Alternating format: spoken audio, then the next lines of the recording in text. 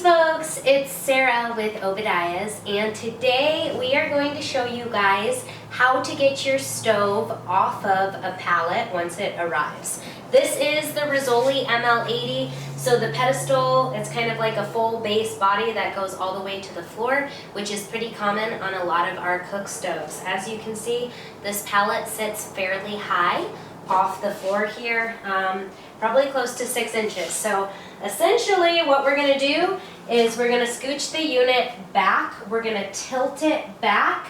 Josh is going to go ahead and hold this thing up. I'm going to come around the front, pull out the pallet, and then we'll set it back forward onto the ground. Excuse me. One thing to keep in mind, do not lift the stove off of the railings. This is not a support system. So if you're going to be doing the edges of the cooktop, you need to have your fingers here. All right, here we go.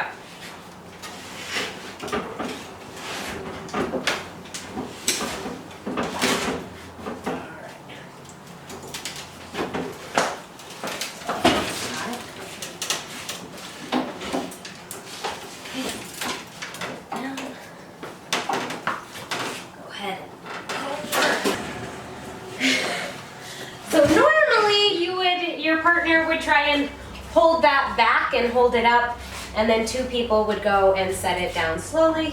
So just with that, we just had a shift of the cooktop, no kind of broken glass or anything.